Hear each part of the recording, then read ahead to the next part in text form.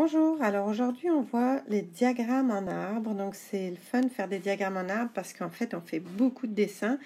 On commence tout de suite avec un exemple. On a un sac avec 10 lettres à l'intérieur, évidemment le sac n'est pas transparent. Il y a 4 A et 6 lettres B et on tire au hasard 2 fois avec remise. Donc avec remise, ça veut dire on prend une première lettre, on regarde ce qu'on a eu, on la remet dedans, on remélange le tout avant de reprendre la deuxième lettre. Alors comment on peut représenter cette situation dans un diagramme en arbre? Donc on commence pour la première pige. Vous savez que tirer ou piger, ça veut dire la même chose selon qu'on est en France ou au Québec. Donc moi j'utilise les deux. Donc la première pige, on a soit un A, soit un B qui est représenté par ces deux branches-là. Puis ensuite, à la deuxième pige, si la première fois on a tiré un A, la deuxième fois on va tirer soit un A, soit un B. Pareil, de la même façon, si on a eu A la première fois, on peut pour la deuxième fois avoir soit un A, soit un B. Alors, quels sont nos scénarios possibles? Pour retrouver nos scénarios, en fait, on se promène sur l'arbre pour voir toutes les façons possibles. Donc ici, si je vais comme ça, ici, j'ai A et A. Si je me promène comme ça, ici, j'ai A et B. Et ainsi de suite, j'ai ici B et A. Et pour finir, le dernier et quatrième scénario possible, c'est B et B. Comment calculer les probabilités de chaque scénario? Donc, on voit que quand on tire la première lettre, le A, on a en fait, étant donné qu'il y a 4 A sur 10 lettres au total, on a 4 chances sur 10 ou une probabilité de 0,4 d'obtenir un A. De la même façon, on a une probabilité de 0,6 d'obtenir un B parce qu'il y a 6 B sur 10 lettres au total. Comme on remet la lettre dans le sac, les probabilités ne changent pas au deuxième tirage. Donc ici, si j'ai eu un A et que j'ai ensuite un autre A, ma probabilité est encore 0,4. Si j'ai eu un A et ensuite un B, la probabilité d'avoir un B après avoir eu un A est de 0,6. La probabilité d'avoir un A ici est 0,4 et 0,6. Donc si on calcule les probabilités, comme on l'avait vu à la vidéo précédente, ici, la probabilité d'avoir un A et un A. Donc, quand on se promène dans ce sens-là, ici, dans l'arbre, ce qu'on fait, c'est qu'on multiplie les probabilités. Donc, la probabilité d'avoir un A et un A, c'est 0,4 fois 0,4, soit 0,16. De la même façon, la probabilité d'avoir un A et un B va nous donner 0,4 fois 0,6, c'est-à-dire 0,24, et ainsi de suite. Ici encore 0,24 et pour le dernier scénario, c'est 0,6 fois 0,6, c'est-à-dire 0,36. Donc si je réécris toutes mes probabilités ici, j'aimerais que vous remarquiez qu'ici, chacune de mes probabilités, donc mes 4 probabilités ici, représentent tous les cas possibles. Donc ici, ce qu'on peut avoir, c'est A et A, ou A et B, ou B et A, ou B et B. Donc on sait qu'en probabilité, quand on a et, on multiplie, quand on a ou, on additionne. Et on le voit vraiment bien avec les arbres de probabilité, parce qu'ici, si j'additionne toutes mes probabilités, qui sont mes 4 scénarios possibles, c'est-à-dire j'ai AA ou AB ou BA ou BB, c'est-à-dire si je les additionne toutes, comme c'est tous mes scénarios possibles, j'obtiens bien 1, qui est l'équivalent du 100%, donc pour la somme de toutes les probabilités. Maintenant, on va essayer de répondre à des questions et avec notre diagramme en arbre.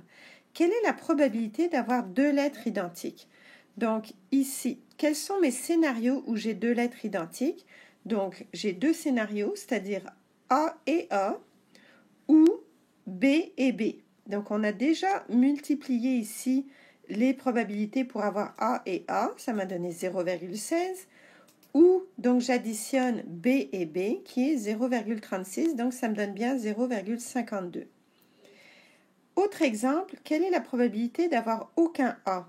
Donc dans quel cas j'ai aucun A? Le seul cas où j'ai aucun A ici, c'est quand j'ai B et B.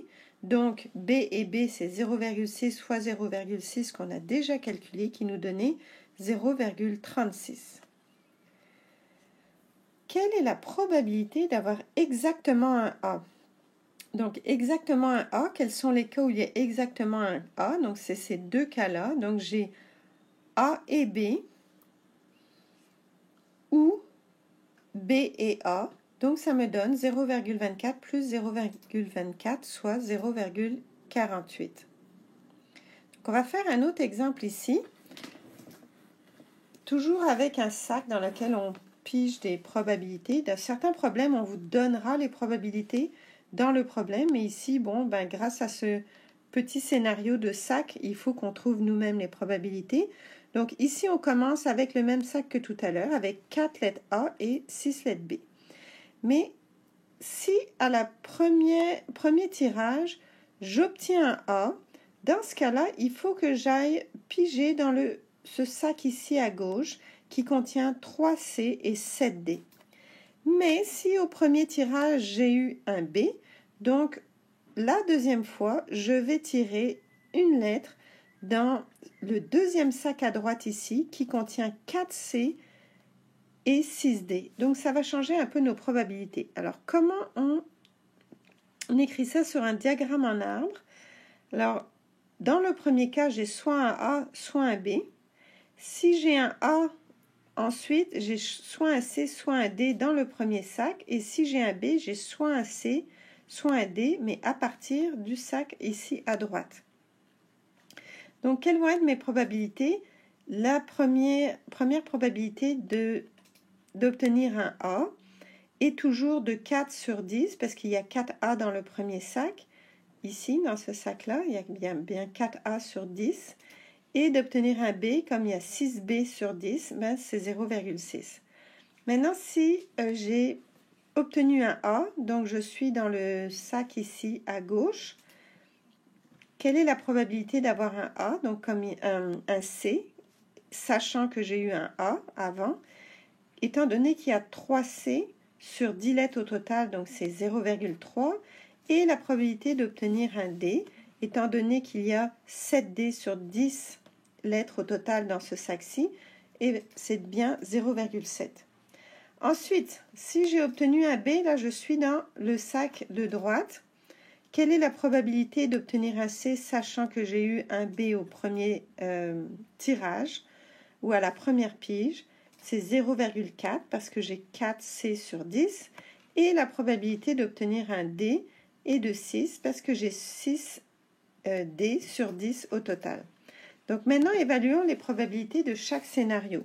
Donc ici, la probabilité, si je vais sur cette branche-là, d'obtenir un A et un C, vous n'oubliez pas que le « et » peut se représenter par le signe d'intersection. Donc la probabilité d'avoir un A et un C est de 0,4 fois 0,3, c'est-à-dire 0,12.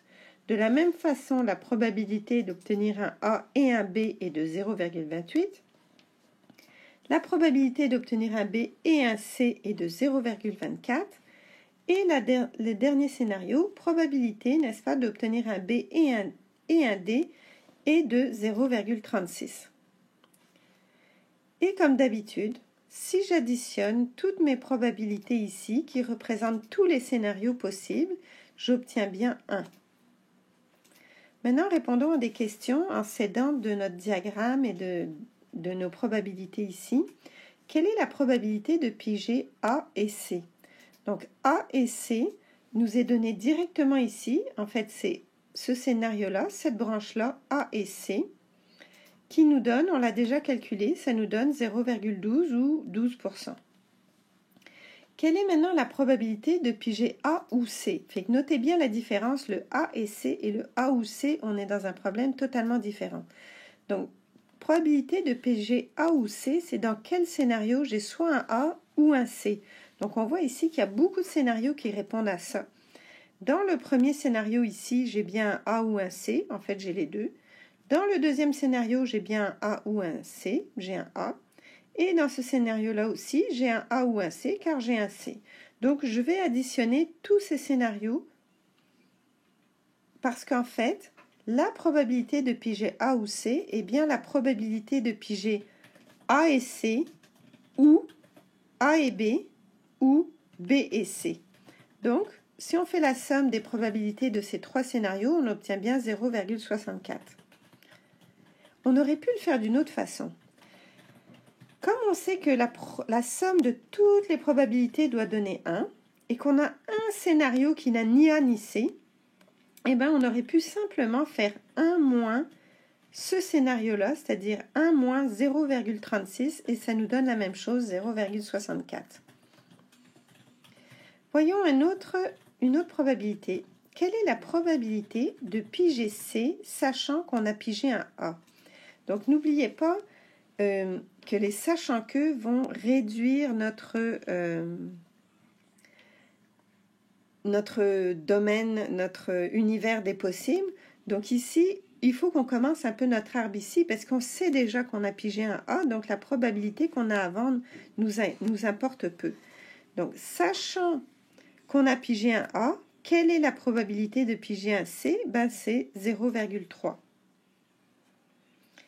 Probabilité de C sachant A est égale à 0,3. C'est comme ça qu'on le voit sur le graphique de notre diagramme en arbre. Quelle est la probabilité de piger un C sachant qu'on a pigé un B? Donc, pareil ici, on sait qu'on a pigé un B. Donc, quelle est la probabilité à partir de là de piger un C? Donc, on le voit sur notre diagramme en arbre, c'est P de C sachant B est égal à 0,4. On peut voir ici, si on regarde le diagramme en arbre, qu'en fait, ici, sur la première branche, on a les probabilités simples, comme ici on a P de A qui est 0,4 et ici P de B qui est 0,6.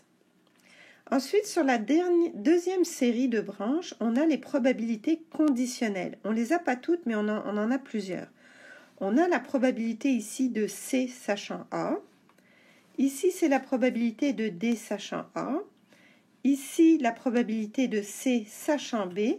Et pour finir, ici, la probabilité de D sachant B.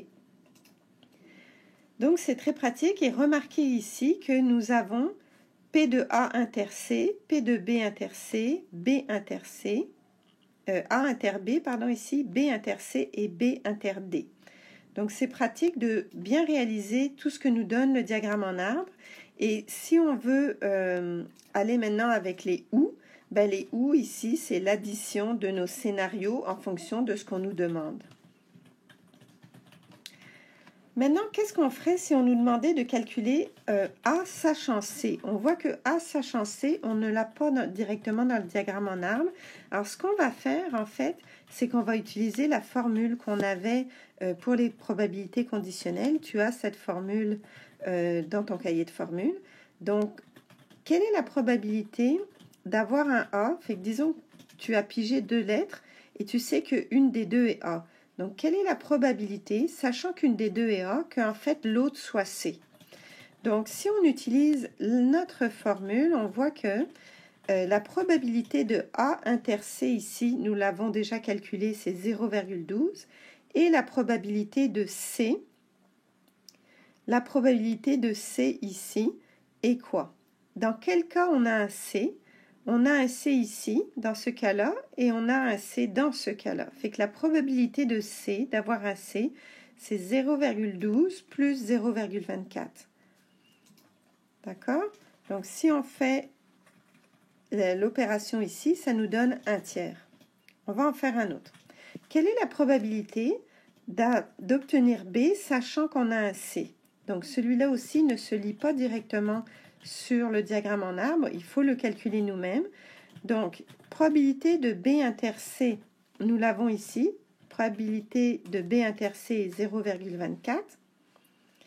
Et divisé par la probabilité de C, donc on l'a calculé tout à l'heure, quelle est la probabilité d'obtenir un C? Ici, d'obtenir un C, on additionne nos deux probabilités ici, et ça nous donne 0,12 plus 0,24, c'est-à-dire 2 tiers. Et on remarque qu'il y a une logique ici, la somme des deux probabilités, c'est-à-dire d'obtenir un A sachant qu'on a un C ou un B sachant qu'on a un C, nous donne bien 1. Maintenant, ce qu'on va faire, on va calculer une probabilité avec la formule, mais c'est une probabilité qu'on a C sachant B, elle est ici. On peut la lire direct dans le diagramme en arbre, mais disons que on ne l'avait pas vu, mais en même temps, ça va nous permettre de vérifier que tout fonctionne. Moi, j'avoue que j'aime bien voir après que tout se regroupe et que la formule marche finalement.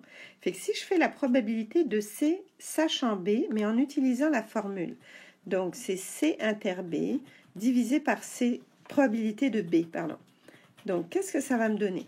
Probabilité de C inter B, et ici, on sait que B inter C et C inter B, c'est la même chose. Donc, ça me donne 0,24 divisé par la probabilité de B que j'ai ici, 0,6. Et ça me donne bien 0,4, exactement ce que j'aurais eu si je l'avais lu dans le diagramme en arbre. Donc, ça fonctionne, on est très content, d'où le petit bonhomme sourire. Dernier exemple. Là, on va faire un dernier exemple qui sera sans remise. D'accord? Donc, on a toujours un sac avec, ici, on a 6 boules noires et 4 boules jaunes. Donc, on va faire 2 tirages sans remise. Alors, comment on va représenter ça dans notre diagramme en arbre? Donc, soit on a une boule noire, soit on a une boule jaune. Au deuxième tirage, c'est la même chose. Soit on a noir ou jaune, noir ou jaune. Donc, comment on va trouver les probabilités? La première est assez simple. Comme il y a 10 boules au total, la probabilité d'avoir une noire est bien 6 sur 10.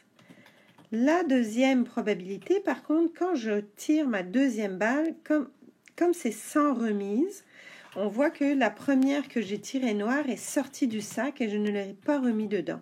Donc, ma probabilité maintenant d'obtenir une noire est bien 5 sur 9 parce que maintenant, il ne reste que 9 boules.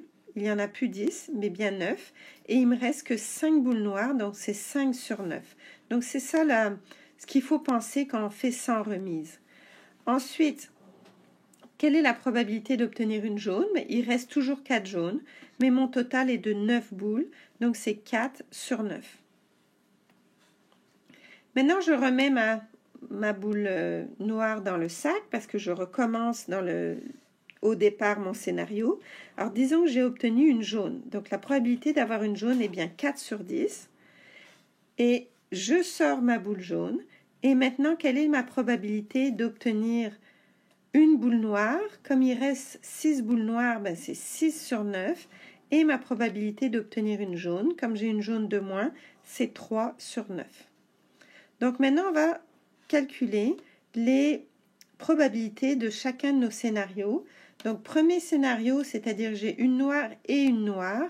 Donc, je multiplie mes probabilités, donc ça donne 30 sur 90. Ça, on l'a fait beaucoup, donc je vais passer un peu plus vite. Tous les scénarios. Le dernier, donc c'est 4 sur 10 fois 3 sur 9, ça nous donne bien 12 sur 90. Et j'ai tout laissé sur 90 parce que c'est très pratique après quand on les additionne et vérifier que ça donne 1. Donc ça nous donne bien 1 si on additionne toutes ces probabilités. Maintenant, on va essayer de répondre à des questions. Première question, quelle est la probabilité d'obtenir 2 noirs? Donc on regarde notre scénario et on voit que la probabilité d'obtenir 2 noirs, on l'a déjà calculée ici. Donc, c'est d'obtenir une noire et une noire. Donc, on multiplie nos probabilités. Donc, c'est bien 30 sur 90 ou un tiers. Maintenant, cherchons quelle est la probabilité d'obtenir une noire seulement. Donc, la probabilité d'obtenir une noire, on regarde nos scénarios. Donc, celui-là ne marche pas parce qu'il y a 2 noirs. Celui-là non plus, il n'y a aucune noire. Donc, une noire seulement, ça va être ces 2 scénarios-là, c'est-à-dire d'avoir une noire et une jaune ou une jaune et une noire. Donc, on additionne les 2 scénarios ici, ce qui nous donne 2 fois 24 sur 90, c'est-à-dire 8/15e. Maintenant, quelle est la probabilité d'avoir la même couleur? Donc, ici, la même couleur, c'est-à-dire j'ai noir et noir, ou jaune et jaune. Donc, j'additionne ces 2 scénarios-là, et ça me donne noir et noir, ou jaune et jaune, c'est-à-dire 30 sur 90 plus 12 sur 90, ça me donne bien 7/15e. Donc, un petit rappel avant de finir. On voit que en probabilité, quand on a un ou qui est représenté par le signe union, on additionne, c'est-à-dire qu'on additionne ici nos différents scénarios, les différents scénarios qu'on obtient, c'est-à-dire les probabilités des différents scénarios qu'on obtient avec notre diagramme en arbre. Et en probabilité, si on a un et, on multiplie. Le et est représenté par le signe intersection ici. Donc le et, on multiplie, c'est-à-dire qu'on va dans ce sens-là dans notre diagramme en arbre. Là, on multiplie. Par exemple, si j'ai un noir et un jaune, je vais multiplier 6 dixièmes et 4 neuvièmes. Donc voilà pour les diagrammes en arbre. J'espère que ça aura été utile. Et puis, je t'invite à avoir beaucoup de plaisir à faire ces exercices. Je pense que c'est amusant, c'est beaucoup de logique. Et puis, bonne chance et merci.